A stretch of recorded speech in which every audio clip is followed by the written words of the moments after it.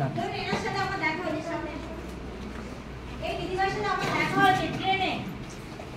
পুরো ডেমো করে দেখাচ্ছি ভালো করে মনোযোগ দিয়ে শুনবেন এই দিদিভাইয়ের সাথে আমার ট্রেনে দেখা হয়েছে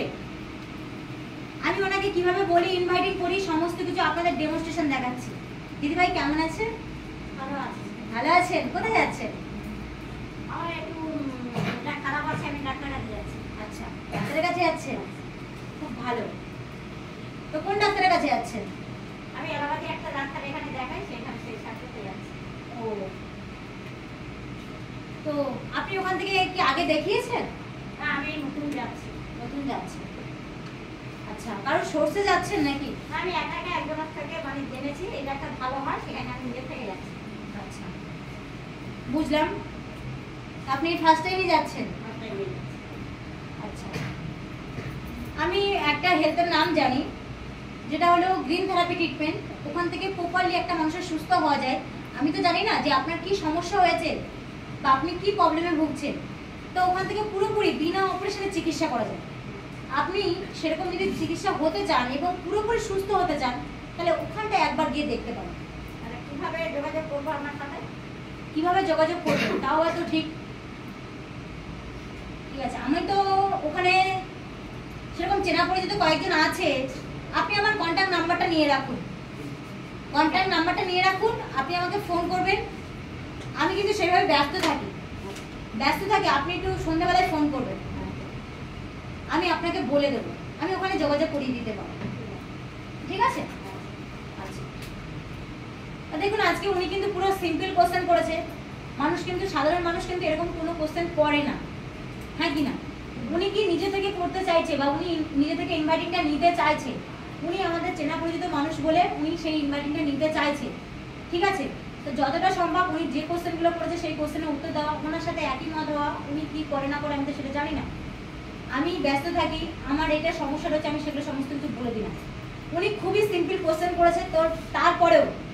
আমি ইনভাইটিংটা করছি পুরোপুরি জেনে নিই আমার সাথে যখন কোনো একটা মহিলা ট্রেনে দেখা হয় আমি তাকে এই বলি দিদি ভাই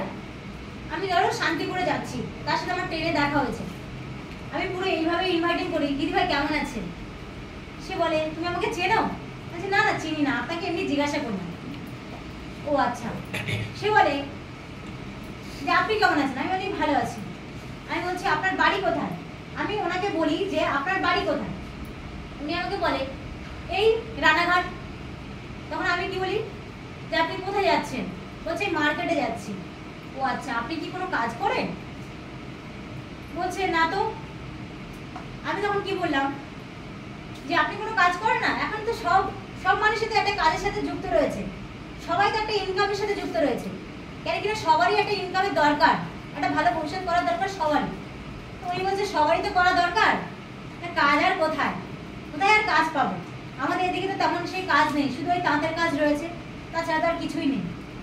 আমি তখন কি বললাম না কাজ রয়েছে সবাই তো আর সব কোনো কাজ করতে পারে না বা সেইভাবে তো সবার পক্ষে খুঁজে পাওয়া সম্ভব হয় না তো আমি একটা হেলথের কাজ করি সে জিজ্ঞাসা করলো কেমন হেলথ আমি বললাম যে আমি একটা হেলথ নিয়ে কাজ করি যেটা হলো গ্রিন থেরাপির উপরে সেখানে সমস্ত রোগ বিনা অপারেশনে চিকিৎসা হয় কি কি রোগ বলছি ক্যান্সারের সেকেন্ড স্টেপ HIV AIDS আর অ্যাপেন্ডিসাইট আর হার্নিয়া এই 4টে রোগ বাদ দিয়ে সমস্ত রোগ বিনা অপারেশনে চিকিৎসা হয় আপনি তো সেরকম দেখতে পারেন ওখানে সমস্ত রোগের চিকিৎসা হয় বিনা অপারেশনে চিকিৎসা হয় আপনি তো গিয়ে সেরকম দেখতে পারেন চাইলে আপনিও কাজটা করতে পারবেন সে তখন কি বলে আমি তো একটা হাউস ওয়াইফ আমি তো পড়াশোনা জানি না আমি কি করতে পারবো দেখুন পড়াশোনা জানেন কি জানেন না ওটা তো আমি জানি না আর ওখানে নেবে কিনা সেটাও আমি জানি না আপনি গিয়ে দেখতে পারেন ওখানে একটা কোয়ালিফিকেশন আছে আমি জানি মিনিমাম ওরকম 10 পাস তবু যদি আপনার ইচ্ছা শক্তি থাকে আপনি যদি সত্যি কাজ করতে চান আপনি যদি সত্যি একটা ভালো কাজ করতে চান তাহলে আপনি গিয়ে দেখতে পারেন কিভাবে যোগাযোগ করব আপনি আমার নাম্বারটা নিয়ে রাখুন ফোন করবেন আমি ওখানে কথা বলবো যদি সেরকম সিট ফাঁকা থাকে ওখানে যদি সেরকম নেয় শুনেছিলাম এই মাসের মধ্যে একটা জয়েনিং এর ডেট আছে সত্যি যদি সেরকম থাকে তাহলে আমি আপনাকে জানাবো আপনি আমাকে বারবার ফোন করতে থাকবেন কেন কিনা আমি কাজের মধ্যে থাকি আমার অতটা খেয়াল থাকে না কি হলো আমি তাকে রিকোয়েস্ট মেটে কোনো ইনভাইটিং করলাম কোনো রিকোয়েস্ট না তোমার দরকার, তুমি যদি সত্যি করতে চাও তুমি আমাকে ফোন করবে, আমি ব্যস্ত থাকি, তুমি আমাকে বারবার ফোন করবে, সে করবে কি করবে না।